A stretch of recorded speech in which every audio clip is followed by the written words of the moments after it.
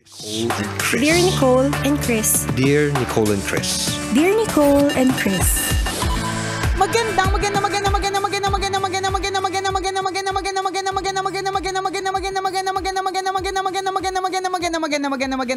morning, Luzon, Visayas at Mindanao, Metro and Mega Manila.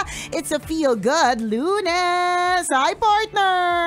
Hi, partner! Hi, mga kabisyo! Sana okay po ang naging weekend ninyo. Correct. Nakapagpahinga po ba? Yes, sana safe kung saan man kayo nanggaling. Naway yung mga tambalanista natin na kasama natin nung nakaraang linggo, magkakasama-sama pa rin tayo ngayong araw na ito, di ba? Ayan. Sana may pera pa tayo pare-pareho. Sana talaga, yan ang wish natin. At sana kung ano man po ang mga pinagdadaanan, sana kumapit lang po tayong lahat. O, di ba? Ang dami nating wishes ngayong araw ng Lunes. At sana sana magkatotoo sa mga susunod na araw. Okay, din nagsasana-sana na rin lang naman tayo, So sana manalo tayo sa loto. Sabi ni Lord, ang dami naman. Ang dami naman. Ang tanong ni Lord, kailangan mo ba ang lahat ng mga yan? O, di ba? Minsan kasi parang iniisip natin, bakit kaya yung kapitbahay namin? Parang ang dami masyado niyang blessings na natatanggap, o kaya ang dami masyadong ekstrang pera, o kaya bakit wala siya masyadong problema, ganyan, 'di ba? Tapos itatanong mo sa sarili mo, bakit ako? Parang kulang na nga sa ganda, kulang pa sa anda. May mga ganon, di ba? Pero sa True Laloto lang halong Eklavu, merong kasing sagot dyan. Ay, merong tanong pabalik, di ba? Yan bang tinatanong mo tungkol sa kapitbahay mo, kailangan mo ba? Oo nga. Di ba? O baka hindi mo naman kasi kailangan. Kasi kung ano man yung meron tayo ngayon, yun po yung kailangan natin, di ba? Minsan actually hindi minsan, madalas mas nakikita po natin yung nangyayari sa buhay ng ibang tao, yung mga biyayang natatanggap nila, to the point na hindi na natin nakikita ano naman yung biyaya na meron tayo. Correct. Maaari hindi po natin alam yung nakikita mo sa ibang tao, 'di ba? Yung nangyayari sa ibang tao, nakikita mo, pero yung nangyayari sa iyo, nakikita din ng ibang tao. Tama, parang na-mirror nyo yung nangyayari sa buhay ng bawat isa. Correct. Yung inggit na inggit ka sa kapalaran ng iba, pero ang hindi mo alam, naiinggit siya sa kapalaran na meron ka. Meron akong kakilala na ganyan, partner, super yaman. Tapos naiinggit siya sa buhay ng mga kahera. And for sure, partner, yung mga kahera na kunyari nasa grocery, 'di ba? Na may konting din yan, parang bakit kaya nila mag-grocery ng ganito kadami? O kaya hindi naman siya makinis, ba't ang yaman niya? Nasaan yung kaibigan mong yan? minsan, okay pa ba siya ngayon? Hindi. Ibig ko sabihin, minsan may ganun tayong pagkalimbawa nakakakita tayo ng ibang tao na parang overflowing yung kayamanan. Minsan may isip mo, bakit kaya meron siya? Diba? Totoo, parang naiisip mo anong meron siya, anong kulang sa akin, bakit hindi ako makadiskarte ng katulad niya, bakit ako isang kahig isang tuka, tapos siya, kung makapag-grocery siya, parang akala mo wagas, no? Tatlo yung bahay ampunan. Parang tatlo yung bahay ampunan. Parang mga 88 yung mga batang inaalagaan. Parang ganon. Parang may pa-feeding program palagi, everyday, parang may pa-feeding program. May ganon ka, samantalang ako, parang kailangan ko pang i-budget ng husto yung pera ko para lang makapagpansit man lang. Diba? O kaya pwede namang merong pansit, diba? Pero hindi tayo sure kung may sahog. Totoo yun. Ako, partner nung bata kami. Lang, binechinan lang, ganon. Partner nung bata kami, alam kong medyo bagong sweldo ang nanay ko. Kapag kaambiho namin, may gulay tsaka may baboy. Kasi kung hindi walang sweldo, may anong normal, ano yung klase ng pansit? Ano lang siya? Pansit lang. Tinubog lang sa tubig, ganon. Parang ganon, tinuyuan. Na in fairness naman masarap, 'di ba? Pero syempre, iba pa rin yung sarap kapag merong sahog, ginisang gulay. May ganon, 'di ba? Yung parang hindi tinipid sa sibuyas, 'di ba? Yung may ganon. 1/4 na pork. Yan, 'di ba? Yung mga ganon. yung mga baboy na hindi lang basta yung taba, kundi meron talaga siyang kasamang meat, 'di ba? So anyways, may mga ganun tayo na, ba't ganun yung pansit namin tinuyuan lang, samantalang ito sandamukal, 'di ba? Pero ang di natin alam, katulad nga na sinabi ni partner, nagmi-mirror back din siya. Ibig sabihin, yung mayaman, sa sobrang dami niya sigurong isipin, iniisip niya, ano kaya iniisip nitong kaherang to? Parang feeling ko ang simple lang ng buhay niya, ang saya ng simpleng buhay. Totoo yun. Kasi alam niyo po, mga kabisyo, mas masaya po talaga ang simpleng buhay. Yung wala masyadong isipin, yung peaceful ka lang na yung simple lang, yung sakto lang. Kasi tandaan, hanggang lumalaki ang responsibilidad, hanggang lumalaki ang pera, dumadami din ang problema. Yes. May mga kakibat din ganyan yan, di ba? May trade-off, yun lagi yung sinasabi ng Meron. tambalan, di ba? Minsan talagang kinaiinggitan natin, for example, yung buhay ng mga celebrities. Kasi pag talagang nakita natin yung buhay nila, siyempre glam Oo. Napaka-glamorous mga kabisyo. Tapos, siyempre, sa TV ka, yung pakiramdam na pinagkakaguluhan ka ng tao, na parang hindi nauubos yung opportunities nila. True. Pag nalaman mo yung TF nila, ang lalaki, di ba, ang lifestyle nila, parang ang gagara, masasarap yung mga kinakain nila, magaganda yung mga lugar na pinupuntahan nila. Ang trade-off nun, mga kaibigan, pag nakakwentuhan mo sila, hindi nila kaya mamuhay ng normal. Oo, hindi Nakagaya talaga. natin. Totoo na kahit Oo. kailan pwede tayo magtusok-tusok ng fishball, Yes. kumain ng kikiam, Tumambay, sa tapos kahit saan nang hindi pagkakaguluhan. Yes, nang hindi ka bibidyuhan. Oo, nang hindi ka yung hindi mo Malaya ka. correct, hindi mo kailangan mag-isip. Ano kayang iisipin nila? Syempre, pag hindi ako pumayag na magpa-picture, baka sabihin masungit. Di ba yung mga ganon? At saka parang required sila na to always look good. Samantalang tayo, kahit di ka makaligo, pwede kang lumabas Tama. Sila hindi pwedeng hindi lalabas ng walang mock-up. Machi-chismis, Yes, di ba? makikita ang itim correct, ng yung mga, bato. yung mga chismis. Machi-chismis yung kanilang mga chismis sa mukha.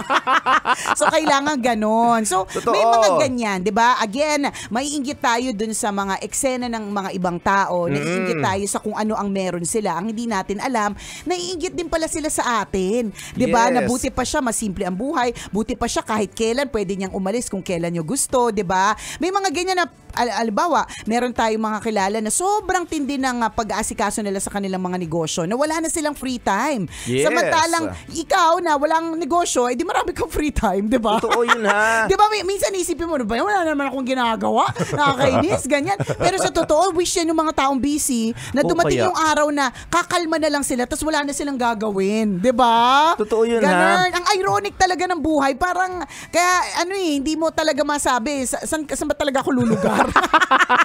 Ang hirap sa truly live. Ang sabi nga nila, ang sikreto daw dyan, to have a balance of everything. Mahirap timplahin yun, mga kaibigan. Totoo yun. Yung balance na yun. Kung baga, Tama. pag nagluluto ka, kailangan makuha mo yung tamang timpla. Hindi siya matabang, hindi siya maalat. Pag nakuha mo yung perfect na timpla na yun, masaya ang buhay. Correct. Kaya lang hindi laging ganun. Hindi Oo. laging nakukuha ang perfect na timple. Diba? So walang ganun. Actually, walang perfect na buhay eh. Minsan, maiinggit ka dun sa, kunyari, buhay ng tambalan, let's say. Ano ba yun? Patawa-tawa lang araw-araw. Tapos kikita sila, tawa-tawa lang sila. Baliw-baliwan lang, kumikita na. Correct. Baliw-baliwan lang. Parang tanga-tangahan, baliw-baliwan, bubububuhan. Hinahamak yung sarili, ganon. Saltik-saltikan, di ba? Kurni-kurnihan. Yung dalawa, tapos kikita. Di ba? O kaya makikita mo, parang maayos yung buhay. Sa totoo lang po, 'di ba? You don't even know half of our story. Hindi niyo po alam yung kung ano talaga ang tunay na mga nangyayari sa aming mga buhay. So lahat tayo, sa totoo lang, sa part na yan, pantay-pantay. May mga iba lang taong kaya nilang dalhin, may mga Correct. ibang taong patawa-tawa lang, baliw-baliwan lang, 'di ba? Pero sa totoo lang, mabigat din talaga ang dinadala. Lahat tayo may ganyan, 'di ba? Pero laban lang ng laban. 'Yun naman ang mahalaga diyan. Siguro kailangan talaga nating turuan yung sarili natin, no? Parang to respond properly sa mga problema natin. Parang train natin ang sarili natin the proper response to a problem. Correct. For example, kunyari may parating na problema, sisingilin ka ng Bombay. yan, Galit siya. O paano? Anong gagawin mo? Paano Siyempre, action? tatago ako. That's the proper response. Yun yung training. Oh. Ang training mo, saan ang Diba? tamang lugar na magtatago? Hindi ko siya nakakatulong talaga tayo everyday, partner. Kaya nga baliw-baliwan na. Baliw-baliwan lang. Diba? Hindi pa paano? Sige, kunyari, konkretong halimbawa. Ayan. Nasisingilin na ako ng... Sisingilin ka na nung Bombay. Tapos ang sitwasyon, wala akong pambayad. Yan, diba?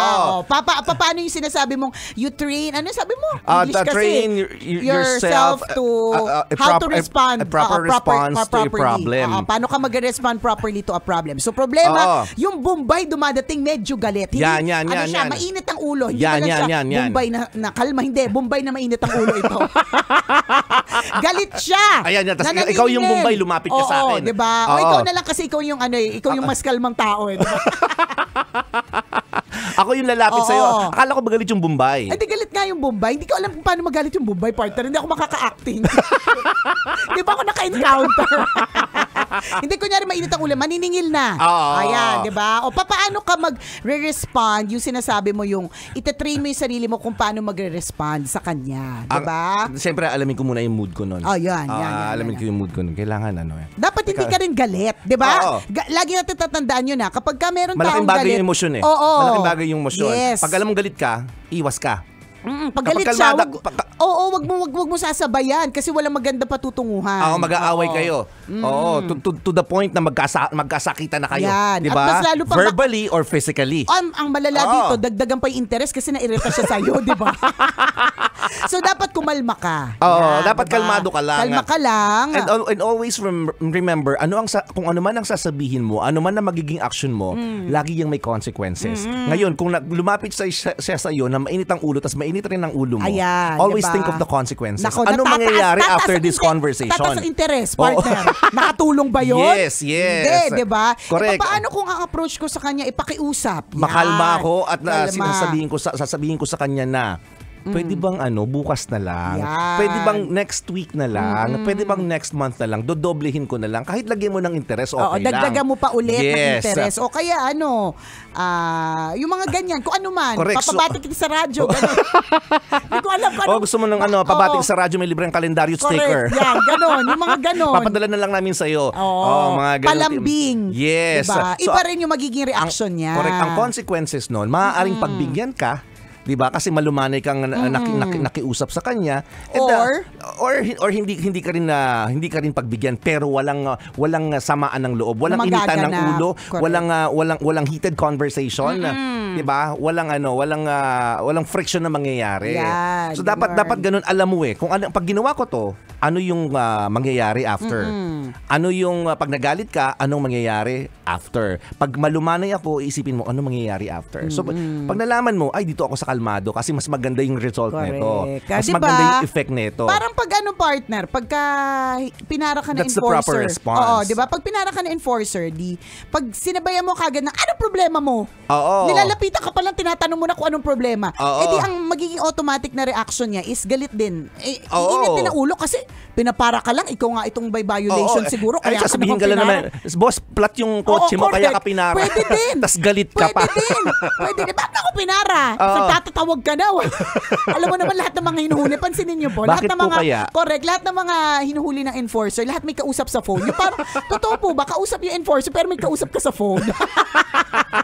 Kaya ka nahuli, nagdadrive ka may kausap sa phone. Pwede din, di ba? May kausap ka kasi sa phone, Pero di ba? totoo yun, Pero di ba, kapag pansinin mo, ewan ko, it works for girls, it works for women, bossing, so, pasensya na po, ano po ulit yung violation ko, yung ganyan. Parang iba yun versus mainit ang ulo Ganon Iba yung effect ng mainit ang ulo sa pwede bang palambing na lang, di ba? Totoo Parang yun, mga ganon. Kasi pwede pwede mong i-train yung sarili mo na maging kalmado ka lang.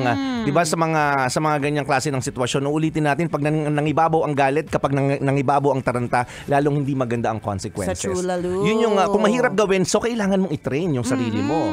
Kailangan mong i-practice yun sa sarili mo na maging kalmado ako para mas makapag-isip ako ng tama. Hindi madali. Hindi talaga, promise. Pero pwede mo siyang gawin. Pwede mo siyang i-practice. I-try, di ba? Yes. Do your very best. Ganon. Kasi wala naman pong nare-resolba ng maayos kapag masyadong mataas ang emosyon. So, totoo yun. Do your best na kumalma. Kung ano't ano pa man yung eksena mo sa buhay, di ba? Kalma ka lang kasi, di ba? Mas nakakapag-isip tayo na maayos pagkalma tayo. Di ba? Parang ang advice nga ng ibang mga psychologist partner, no, itulog. O kaya psychiatrist, matulog ka kasi kapag ganyan hindi ka nakakatulog, hindi masyadong tama yung mga chemical sa